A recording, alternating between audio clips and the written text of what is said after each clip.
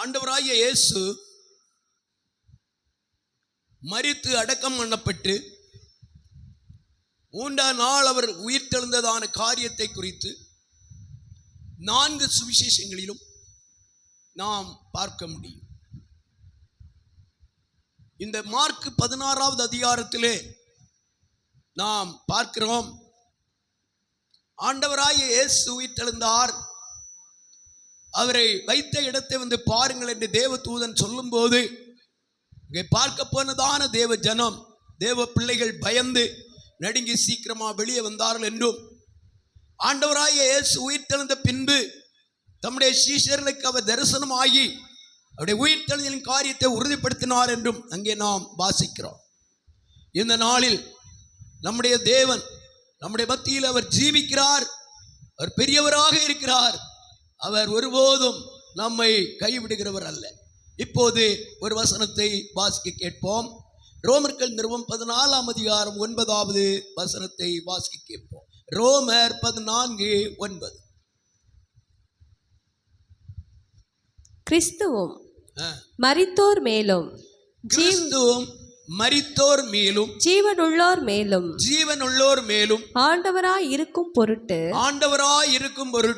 மரித்தும் எழுந்தும் பிழைத்தும் இருக்கிறார். நம்முடைய ஆண்டவராய் இயேசு எல்லா ஜனத்தின் மேலும் ராஜாதி ராஜாவாய் இருப்பதற்காக, தேவாதி தேவனாய் இருப்பதற்காக, மரித்த தேவனாக அல்ல, உயிர்த்தெழுந்த தேவனாக நம்முடைய மத்தியில் அவர் உலாவிக் கொண்டிருக்கிறார். அருமையான தேவனுடைய பிள்ளைகளே, நம் தேவனுடைய ஆசீர்வாதங்களையும் தேவனுடைய நன்மைகளை நாம் பெற்றுக்கொள்ள தேவன் நம்மேல் வைத்திருக்கும் அன்பு மகா பெரியது. கர்த்தருக்கு ஸ்தோத்திரம். இந்த உயிர்த்தெழுந்த இயேசு இதோ அவர் முதல் பலனா உயிர்த்தெழுந்த தேவன், அவர் தம்முடைய ஜனத்துக்கு ஒரு உயிர்த்தெழுதல் உண்டு என்பதை நிரூபித்து காட்டினார். 1 பேதுரு புஸ்தகம் 1ஆம் அதிகாரம் 4ஆம் வசனத்தை நாம் படிக்கும்போது வாசிப்போம். 1 பேதுரு 1:4. அவர் இயேசு கிறிஸ்து மரித்தோரிலிருந்து எழுந்ததினாலே அழியாததும் மாசற்றதும் வாடாததுமாகிய சுதந்திரத்திற்கு ஏதுவாக ஜீவனுள்ள நம்பிக்கை உண்டாகும்படி தமது மிகுந்த இரக்கத்தின்படியே நம்மை மறுபடியும் ஜெனிப்பித்தார். அருமையான தேவனுடைய பிள்ளைகள், அவை உயிர்த்தெழுந்தபடியினாலே ஒரு உயிர்த்தெழுதல் உண்டு என்பதை நிரூபித்து ஜனம், தேவனுடைய பிள்ளைகள் பூர்ண நம்பிக்கை கொள்ளத்தக்கதாக ஆண்டவர் தம்முடைய மகிமையான உயிர்த்தெழுதலினால் தம்முடைய வல்லமையை வெளிப்படுத்தினார். ஒரு அல்லேலூயா சொல்லுவோம். அது மட்டுமல்ல, வேதத்தில் நாம் படிக்கும் போது நமக்கு முன்னோடியாய் கடந்து போனதான அருமையான பக்தன் யோபு இவ்விதமாக சொல்லுகிறார். வாசிப்போம். யோபின் புஸ்தகம் 19ஆம் அதிகாரம் 25, 26, 27 3 வசனத்தை ஒன்று வாசித்து பார்ப்போம். யோபின் புஸ்தகம் 19ஆம் அதிகாரம் 25 முதல் 27 வரை வாசிங்கள். என் மீட்பர் உயிரோடு இருக்கிறார் என்றும் அவர் கடைசி நாளில் பூமியின் மேல் நிற்பார் என்றும் நான் அறிந்திருக்கிறேன். இந்த என் தோள் முதலானவை என்னுடைய தோல் முதலானவை அழுகி போன பின்பு நான் என் மாம்சத்தில் இருந்து தேவனை பார்ப்பேன். அவரை நானே பார்ப்பேன். அந்நிய கண்கள் அல்ல, என் கண்களே அவரை காணும். இந்த வாஞ்சையால் என் உள்ளிந்திரியங்கள் எனக்குள் சோர்ந்து போகிறது. என்னுடைய உள்ளிந்திரியங்கள் சோர்ந்து போகிறது. தேவ மனிதனாகிய யோபுடைய வாழ்க்கையிலே அருமையான இந்த பரிசுத்தவான் ஆண்டவராகிய இயேசு கிறிஸ்து அவர் உயிரோடு இருக்கிறார். ஒரு நாள் இந்த பூமியில் அவர் வருவார். என்னுடைய சொந்த கண்ணினால் நான் அவரை காண்பேன் என்னுள்ளதான ஒரு நம்பிக்கை அவர் வெளிப்படுத்துகிறார்.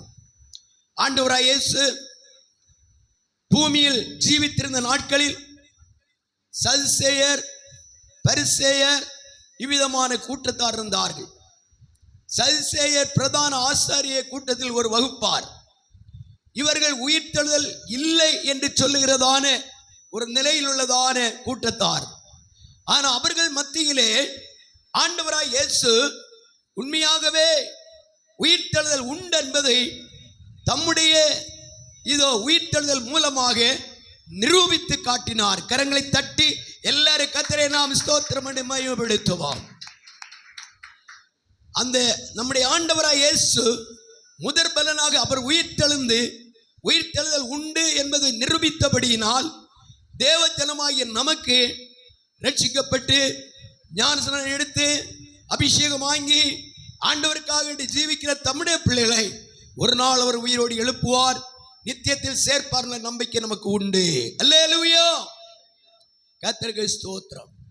அதுதான் நீங்கள் மார்க்கில் படித்தீங்க 16ஆம் அதிகாரம் 19ஆம் வசனத்தில் படிக்கும் போது வாசிப்போம். இயேசு உயிர்த்தெழுதல் அங்கே சொல்லப்பட்டிருக்கு. 16ஆம் அதிகாரத்துடைய 19வது வசனம். இவ்விதமாய் கர்த்தர் அவர்களுடனே பேசின பின்பு பரலோகத்துக்கு எடுத்துக்கொள்ளப்பட்டு தேவனுடைய வலது பாரிசத்தில் உட்கார்ந்தார். அல்லேலூயா. அவர் உயிர்த்தெழுந்தது மட்டுமல்ல, அவர் அப்படியே பரலோகத்துக்கு எடுத்துக்கொள்ளப்பட்டு பிதாவினுடைய வலது பாரிசத்தில் அமர்ந்திருக்கிறார். கரங்களை தட்டி எல்லாரும் கர்த்தரை ஸ்தோத்திரம் பண்ணி மகிமைப்படுத்துவோம். ஹல்லேலூயா, ஹல்லேலூயா. எதற்காக வேண்டி பிதாவினுடைய வலது பாரிசத்தில் இருக்கிறார் என்றால் நமக்காக பரிந்து பேசும்படியாக, நம்முடைய ஜெபங்களுக்கு பதில் கொடுக்கும்படியாக, நம்முடைய தேவைகளை சந்திக்கும்படியாக, நமக்காக வேண்டி பிதாவின் வலது பாரிசத்தில் இருந்து நம்முடைய காரியங்கள் எல்லாம் அவர் ஏற்றுக்கொண்டு பிதாவிடத்து காரியத்தை எடுத்து சொல்லி நம்முடைய வாழ்க்கையில் நாம் ஜீவனடைய, சமாதானமடைய, நன்மையை பெற்றுக்கொள்ள, பாதுகாவலை சுதந்திரிக்க அவர் பரிந்து பேசிக்கொண்டே இருக்கிறார். அவர் ஒரு நாள் மறுபடியும் அந்த பூமிக்கு அவர் வருவார். சில வசனங்களை நாம் தொடர்ந்து வாசிப்போம். அவர் கடந்து போய் வாசிப்போம். வெளிப்படுத்த 3:21 வாசிங்க. நாம் ஜெயம் கொண்டு என் பிதாவினுடைய சிங்காசனத்திலே அவரோடு கூட உட்கார்ந்தது போல ஜெயம் கொள்ளுகிறவன் எவனோ அவனும் என்னுடைய சிங்காசனத்தில் என்னோட கூட உட்காரும்படிக்கு அருள் செய்வேன். என்னோடு கூட உட்காரும்படி அருள் செய்வேன். கரங்களை தட்டி எல்லாரும் கர்த்தரை ஸ்தோத்திரம் பண்ணுவோம். உயிர்த்தெழுந்த இயேசு தம்மை விசுவாசித்து பரிசுத்தமாக ஜீவிக்கிற அவருடைய பிள்ளைகளை இந்த உலகத்தை கடந்து போகும்போது அவர்களை மறுபடியும் உயிரோடு எழுப்பி அவர் இருக்கிற அந்த இடத்திலே மகிமையான சிங்காசனத்தில் அவர் அமர்ந்திருக்கிறார். அந்த இடத்தில் நமக்கு ஒரு மேன்மையான இடத்தை கர்த்தர் நமக்காக வைத்திருக்கிறார். கரங்களை தட்டுவோமா, தேவனை மகிமைப்படுத்துவோமா.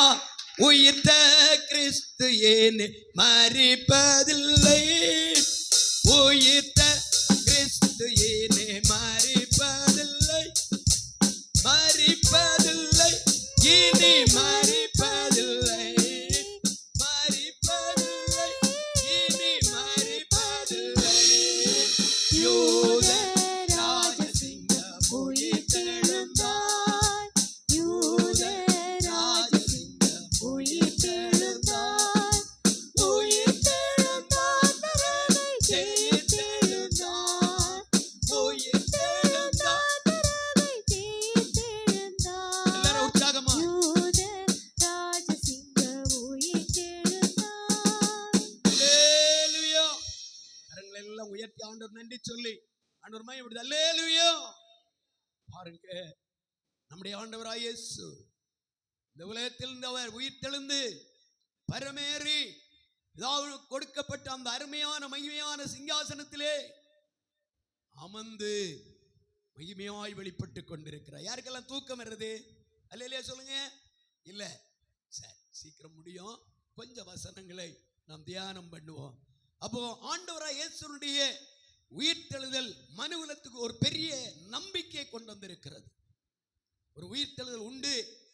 நான் இந்த உலகத்தினை மரித்து போனாலும் இல்லை மரிக்காமல் இருந்தாலும் ஆண்டவராகிய இயேசு வெளிப்படும் போது நான் உயிரோடு அவருடைய ராஜ்யம் போவேன், நான் உயிரோடு எழும்புவேன் என்னுடைய நம்பிக்கை கர்த்தர் தந்திருக்கிறார்.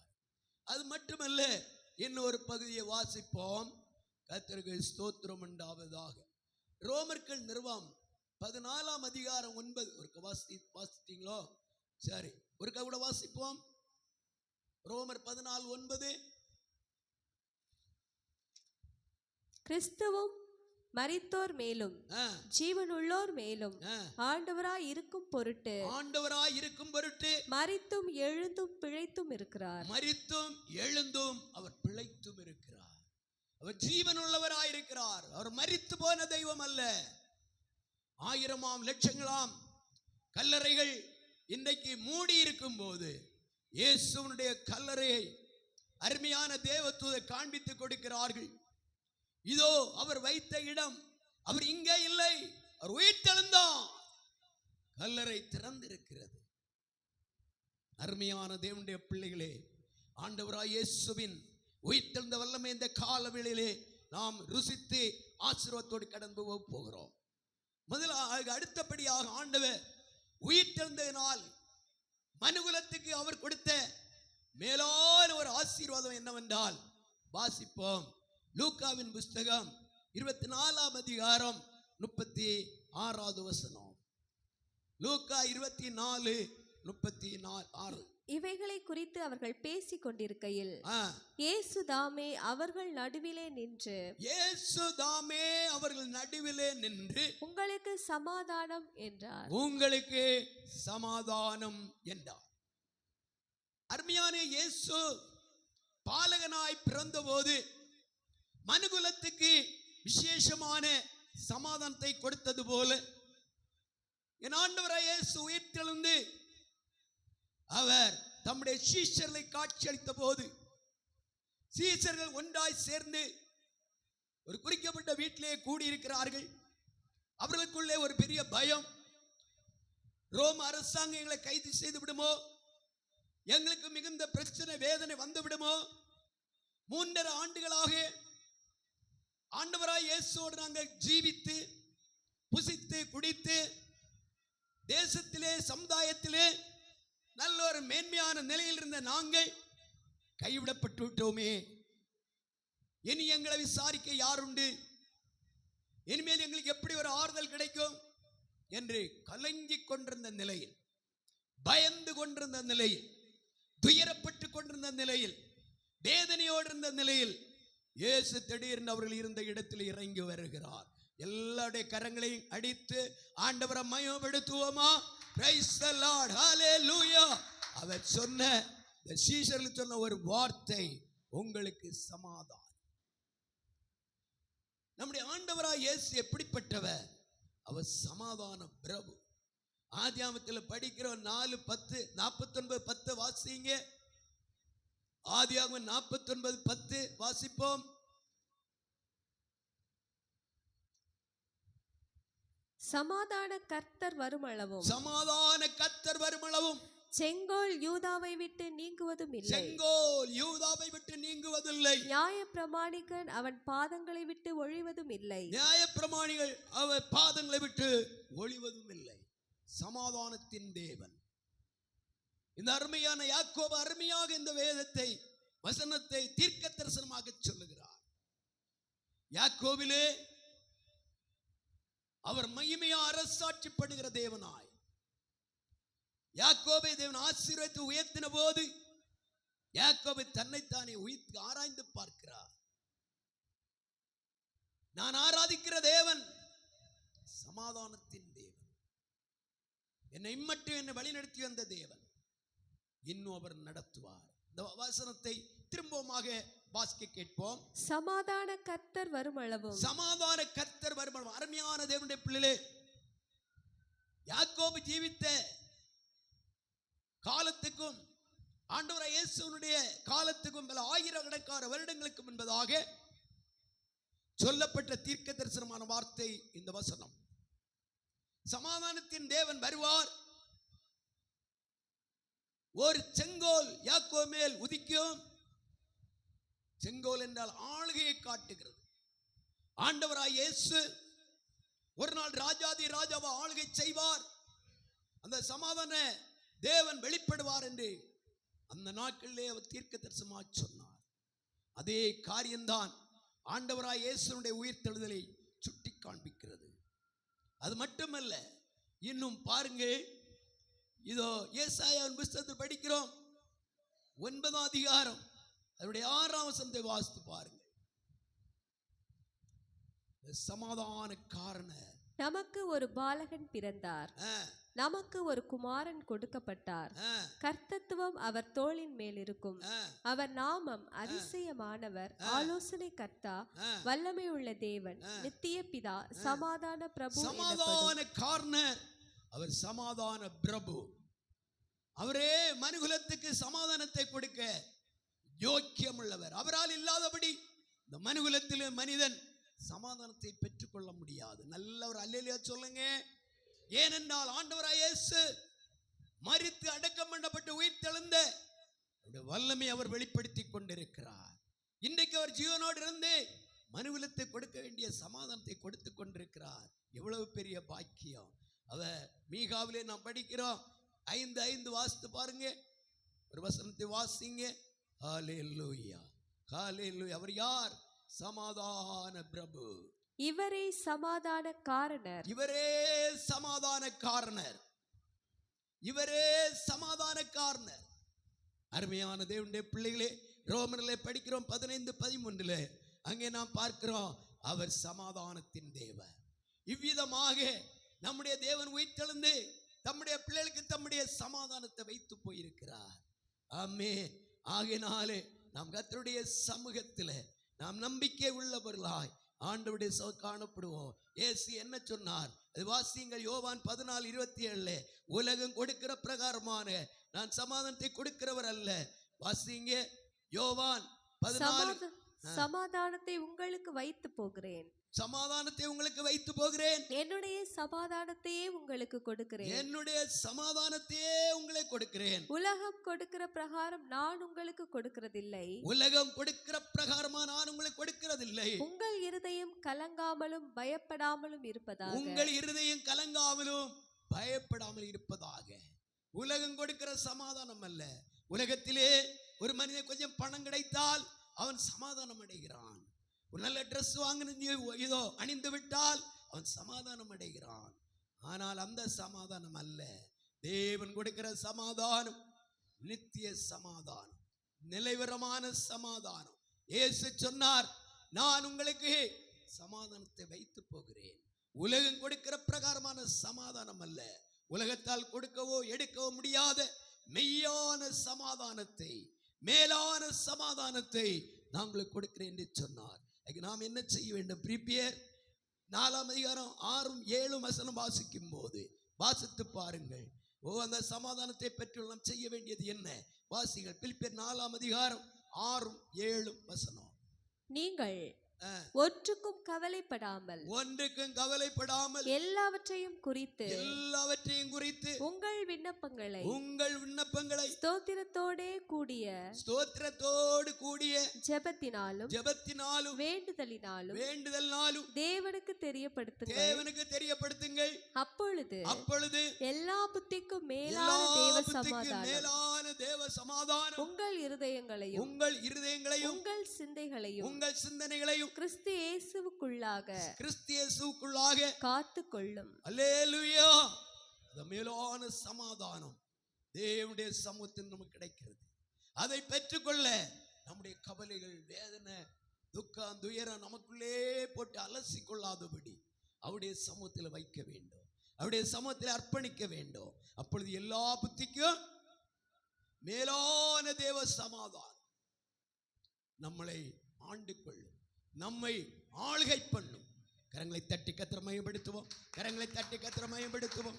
எவ்வளவு பிரச்சனை, எவ்வளவு வேதனை, எவ்வளவு நெருக்கம், எவ்வளவு போராட்டங்கள் வந்தாலும் தேவ சமாதானம் நம்மை ஆண்டு கொள்ள அவருடைய சமூகத்தை நம்மை அர்ப்பணிக்க வேண்டும். அவருடைய கருத்தை ஒப்பு கொடுக்க. படிக்கிற பிள்ளைகள் படிக்க முடியல, எக்ஸாம் நேரம் எவ்வளவு கஷ்டம், ஆண்டுடைய பாதத்தில் போயிருந்து உங்களுடைய கவலைகள் அவர் சமூகத்தில் சொல்லுங்க. உங்களுடைய பிரச்சனை அவர் சமூகத்தில் சொல்லுங்க. குடும்ப வாழ்க்கையில எவ்வளவு கடம், எவ்வளவு நெருக்கம், எவ்வளவு வேதனை அவர் சமூகத்தில் சொல்லுங்க. கவலை வேண்டு அவருடைய சமூகத்தில் வைத்து. ஏனென்றால் வேதத்தில் நாம் படிக்கிறோம், அவர் உங்களை விசாரிக்கிறவர் ஆனபடியால் உங்கள் கவலைகளை எல்லாம், ஆமா, அவர் விசாரிக்கிறவர். நமக்கு முன்னோடிகளாய் கடந்து போன ஆயிரமாம் பரிசுத்தவான்களை, அவருடைய கவலைகளை என் தேவன் விசாரித்தார். மரியாளை விசாரிக்கிறார். மரியாளே, ஏன் அழுகிறாய்? யாரை தேடுகிறாய்? யோவான் 20ஆம் அதிகாரத்தை படிக்க முடியும். அருமையான தேவனுடைய பிள்ளைகளே, அவர் விசாரிக்கிற தேவன். ஒருவேளை மனுஷன் நம்மை விசாரியாதபடி இருக்கலாம், மனுஷன் நம்மை மறந்து விடலாம், மனுஷன் நம்மை துரத்தலாம், நம்மை இழிவாய் பேசலாம், நம்ம துயரத்துக்குள்ளே கொண்டு வரலாம். பதற வேண்டிய தேவை இல்லை. நாம் தேவனுடைய பிள்ளைகளாக இருப்போம் என்றால் நமக்கு சமாதான பிரபு நம்மோடு கூட இருக்கிறார். கரங்களை தட்டி கர்த்தரை மகிமைப்படுத்துவோம். ஏசாயாவில் படிக்கிறோம் 57ஆம் அதிகாரத்திலே, துன்மார்க்கன் என்ன இல்லை? சமாதானமே இல்லை. அவருடைய இருதயம் கொந்தளித்து கொண்டிருக்கிறது. ஞாயிற்றுக்கிழமை ஆராதனை என்றாலும் ஞாயிற்றுக்கிழமை ஆராதனை பற்றிய சிந்தனை இருக்காது. ஆண்டவரை துதிக்கணும், ஆராதிக்கணும், ஆண்டவருடைய சத்தியத்தை கீழ்ப்படியணும் எண்ணமே இருக்காது. இன்னது காலையில் நிச்சயமா நான் வந்துருவேன்யா, எனக்கு சமாதானமே இல்லை. அப்ப நான் சொன்னேன், உனக்கு சமாதானம் இல்லாட்டா நீ ஒரு காரியம் செய். காலையில் 5 மணிக்குள்ள ஆராதனை கடந்து வா, கொஞ்சம் எண்ணெய் வாங்கிட்டு உனக்கு நான் ஜெபிக்கிறேன், எனக்கு நிச்சயமா வந்து விடேன்டா. அவன் இப்போ எந்த இடத்துல சுருண்டு கிடக்கிறானோ தெரியல. பாவம் பாருங்க, துன்மார்க்கமா ஜீவிக்கிறவனுக்கு என்ன இல்லை? சமாதானம் இல்லை, ஆறுதல் இல்லை, நிம்மதி இல்லை. அவனுடைய இருதயம் பொங்கிக் கொண்டிருக்கிற இதோ கடலின் அலையை போல அலைந்து கொண்டிருக்கிறது. எதை செய்யணும், எதை செய்யக்கூடாது, எப்படி இருக்கணும் தெரியாதபடி மனிதன் துன்மார்க்கமான பாதையை கடந்து போய் சமாதானமற்றவனாய், ஆறுதலற்றவனாய், சந்தோஷமற்றவனாய், தேவனற்றவனாய் ஜீவித்துக் கொண்டிருக்கிறான். இயேசு இந்த காலவேளையிலே அவர் அழைக்கிறார், நான் உனக்கு சமாதானம் கொடுக்கிறேன். உலகம் கொடுக்கிற வண்ணமாக அல்ல, உலகத்தால் கொடுக்க முடியாத ஒரு நிரந்தரமான சமாதானம், ஒரு நிலையான சமாதானம், நித்தியத்துக்குரிய சமாதானம், அழியாத சமாதானம். நானே உன்னுடைய சமாதானத்தின் காரணம், நானே உன்னுடைய சமாதானத்தின் பிரபு. என்னால் இல்லாதபடி உங்களால் ஒன்றுமே செய்ய முடியாது. மனுஷன் எதை நினைத்து எப்படி எதையோ செய்யலாம்னு நினைத்தாலும் அவர் போட்ட திட்டம் மட்டுமே நடக்கும். கரங்களை தட்டுவோமா? கரங்களை தட்டி ஆண்டவர் மகிமைப்படுத்துவோமா? ஹல்லேலூயா. இந்த தேவன் என்னென்றும் உள்ள சதா காலமும் நமது தேவன், மரண பரியந்தம் நம்மை நடத்திடுவார். ஆனாதிதே எல்லாம் சேர்ந்து உற்சாகமா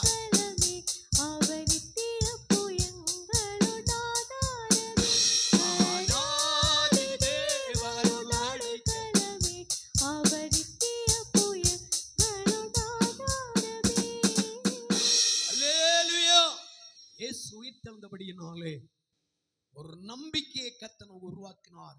உயிர்த்தெழுதல் உண்டு. நான் ஒரு நாள் இந்த உலகத்தோடு போனாலும் கடைசி கால சத்தம் துணிக்கும் போது உயிருடன் எழும்புவேன். நம்பிக்கையை உறுதிப்படுத்தினார் இயேசு.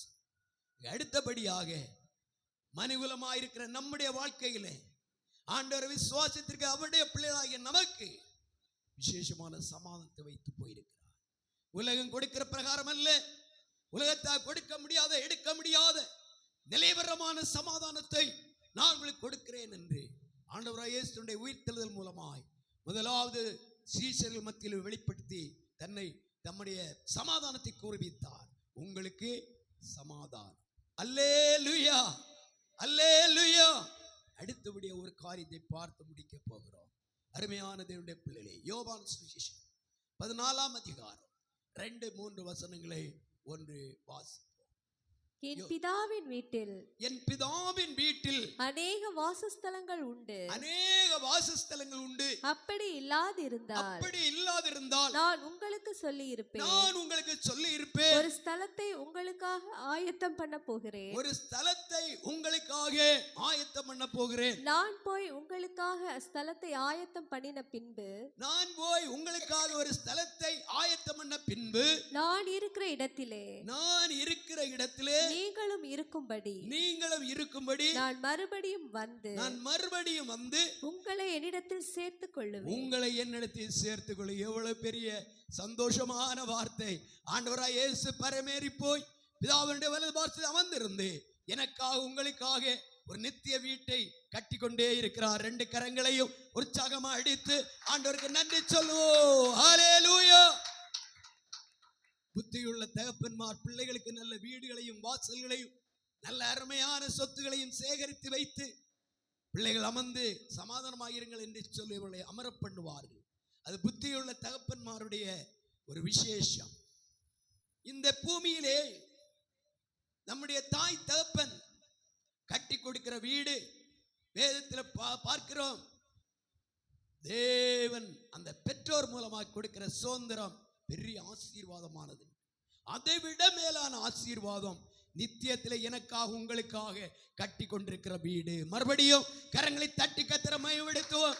ஹல்லேலூயா. இந்த பூமி ஒரு சொந்த அல்ல என் இயேசு என்னை சமொழிந்தாரே. இந்த பூமி ஒரு சொந்தம் அல்ல என் இயேசு. எல்லாரும் உற்சாகமாய் இக்கட்டு துன்பமும் இயேசுவின் தொண்டர்க்கு இங்கே பாங்காய் கிடைத்தீர். இக்கட்டு துன்பமும் இயேசுவின் தொண்டர்க்கு இங்கே பாங்காய் கிடைத்தீர். ஆனந்தமே பரமானந்தமே இயேசு அண்ணலை அண்டிடும் ஆனந்தமே இயேசு அண்ணலை அண்டிடும் ஆனந்தமே. அந்த வீட்டிலே தேவன் வைத்திருக்கக்கூடிய சில மேலான காரியங்களை வேதத்தில் படிப்போம் என்றால் அந்த வீட்டிலே நாம் போய் சேரும்போது எப்படி இருப்போம்? 1 யோவான் 3:2 படிக்கிறோம். வாசித்து பாருங்க. 1 யோவான் 3:2. பிரியமானவர்களே, இப்பொழுது தேவனுடைய பிள்ளைகளாய் இருக்கிறோம். இனி எவ்விதமாய் இருப்போம் என்று இன்னும் வெளிப்படவில்லை. ஆகிலும் அவர் வெளிப்படும் போது ஆண்டவராய் இயேசு வெளிப்படும் போது அவர் இருக்கிற வண்ணமாகவே நாம் அவரை தரிசிப்பதினால் அவருக்கு ஒப்பாய் இருப்போம் என்று அறிந்திருக்கிறோம். நம்முடைய இயேசு மகா பரிசுத்த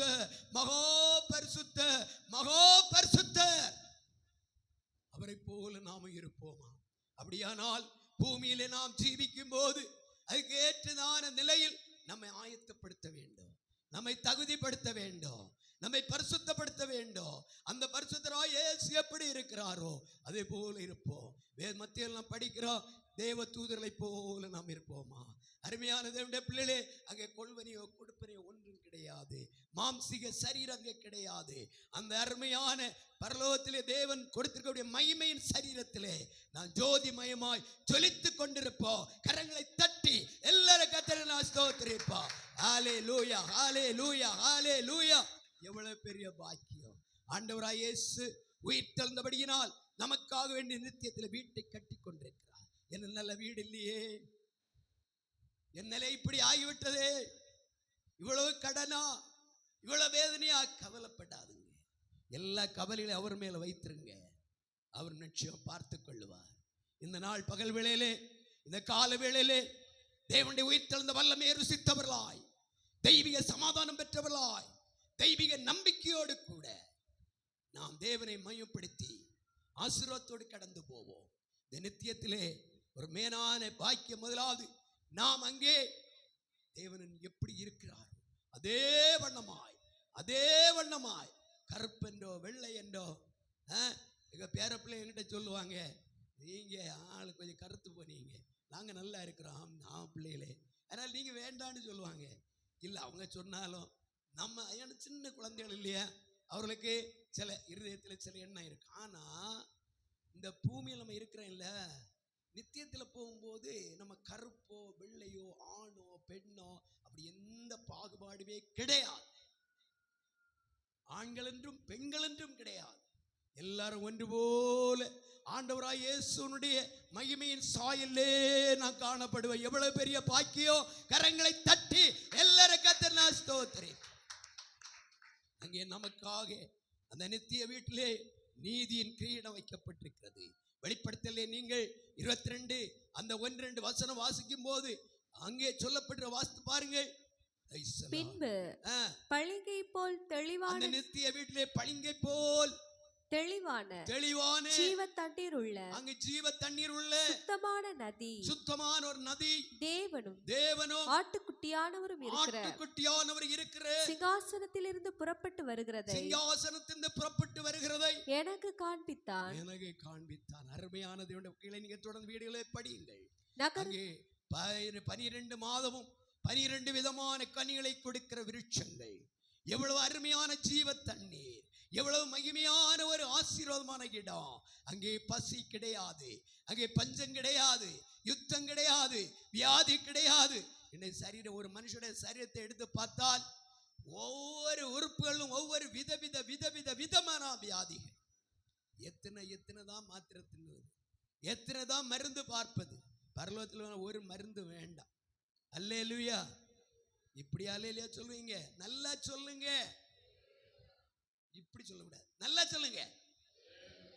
ஆண்டவர் நமக்கு மகிமையின் சரீரத்தை தந்து, வியாதி இல்லாத சரீரத்தை தந்து, அங்குள்ள ஜீவ தண்ணீரை குடிக்க, அங்க இருக்கிற மகிமையான மன்னாவை புசிக்க, அங்குள்ளதான அந்த ஜீவ கிரீடத்தை நாம் பெற்றுக்கொண்டு ஒரு ஆளுகை செய்கிற ராஜாக்களாக காணப்பட போகிறோம். கரங்களை தட்டுவோமா? கரங்களை தட்டுவோமா? ஆண்டவராய் இயேசுவுடைய வருகை எதிர்பார்த்தவர்களாய் அப்போஸ்தலனாகிய பவுல் பிலிப்பியர் நிருபத்திலே 3 அதிகாரம் 20ஆம் வசனத்தை சொல்லுகிறார். வாசியுங்கள். பிலிப்பியர் 3:20. நம்முடைய குடியிருப்போ பரலோகத்தில் இருக்கிறது. அங்கே இருந்து கர்த்தராய் இருக்கிற இயேசு கிறிஸ்து என்னும் இரட்சகர் எதிர்பார்த்து கொண்டிருக்கிறோம். அவர் வருவதற்காக நாம் எதிர்பார்த்து கொண்டு ஒவ்வொரு நாள் காலையில் எழும்பின உடனே, ஏசப்பா இன்றைக்கு நீர் வந்து விடுங்க, உம்மை நான் எதிர்பார்க்கிறேன், உம்முடைய வருகை சந்தியின் ஆயத்தம். சாயங்காலம் ஒன்று அதே போல சொன்னான், பகல் முழு என்னை காத்து கொண்டேன், உம்முடைய வருகை நான் எதிர்பார்த்திருக்கிறேன். ஆண்டவரே, அவர் எப்படி வருவார்? 1 தெசலோனிக்கேயர் புஸ்தகம் 4ஆம் அதிகாரம் 16-17 வசனங்களை வாசிக்க கேட்போம். 1 தெசலோனிக்கேயர் 4:16-17. ஏனெனில் கர்த்தர் தாமே ஆரவாரத்தோடும் பிரதான தூதனுடைய சத்தத்தோடும் தேவ எக்காலத்தோடும் வானத்திலிருந்து இறங்கி வருவார். அப்பொழுது கிறிஸ்துவுக்குள் மரித்தவர்கள் முதலாவது எழுந்திருப்பார்கள். பின்பு உயிரோடு இருக்கும் நாமும் கர்த்தருக்கு எதிர்கொண்டு போக மேகங்கள் மேல் அவர்களோடு கூட ஆகாயத்தில் எடுத்துக்கொள்ளப்பட்டு இவ்விதமாய் எப்பொழுதும் கர்த்தருடனே கூட இருப்போம். அல்லேலூயா. இயேசு வருகிறார், உயிர்த்தெழுந்த இயேசு வருகிறார். நமக்காக நித்திய வீட்டை ஆயத்தம் பண்ண உடனே வந்து விடுவார். நான் இருக்கிற இடத்திலே நீங்களே இருக்கும்படி நான் ஆயத்தம் பண்ணி கொண்டிருக்கிற வீட்டை கட்டி முடித்து நான் உங்களை வந்து சேர்த்துக் கொள்வேன் என்று சொல்ல ஆண்டவர் அந்த நித்தியத்தின் அவர் வருவதற்காக எதிர்பார்த்திருக்கிற தேவ பிள்ளையே, ஓ ஹல்லேலூயா. இன்றைக்கு அவருடைய வருகை இருக்கும் என்றால் அவருடைய கடைசி அந்த எக்காலத்தில் நமக்கு துரிக்க வேண்டும் என்றால் நாம் ரட்சிக்கப்பட்டிருக்க வேண்டும், அபிஷேகம் வாங்கியிருக்க வேண்டும், தேவனுடைய பிள்ளைகளை மாறி இருக்க வேண்டும், ஞானஸ்நானம் எடுத்திருக்க வேண்டும், ஆண்டவருக்காக நம்முடைய வாழ்க்கையை அர்ப்பணித்து பரிசுத்தமாய் வாழ்ந்திருக்க வேண்டும். அவர் எப்படி இருப்பார்? பரிசுத்தராயிருப்பார், மகிமையின் மேல் மகிமை அடைந்தவராய் வருவார். அவர் வரும்போது அந்த மகிமையின் தேவனின் சந்திக்க நாமும் மகிமையின் பிள்ளைகளாய் மாற மர்வமடைந்து போக கேட்டதன் ஆயத்து நம்மளே வரட்டும். அப்படியே நாம் எழும்புவோம், தேவனை ஆராதிக்க போகிறோம். ஹல்லேலூயா. இப்போது பாடல் பாடும்போது தேவசம் காணிக்க தேவசம் அர்ப்பணிப்போம். அது பின்பு தொடர்ந்து தேவனுடைய சவுந்தை கர்த்தரை ஆராதித்து தேவனை மகிமைப்படுத்தி எல்லாரும் அப்படியே நாம் எழும்புவோம். உயிர்த்தெழுந்த இயேசு இந்த நாள் காலையிலே நமக்கு கொடுத்தவருடைய மகத்துவமான ஆலோசனை, மகத்துவமானவருடைய வார்த்தை, அவைகளை நாம் தேவசம் அர்ப்பணித்து ஜெபித்து ஆசீர்வாதத்தை பெற்றவர்களாக கடந்து போவோம். கர்த்தர் நம்மை ஆசீர்வதிப்பாராக. ஹல்லேலூயா.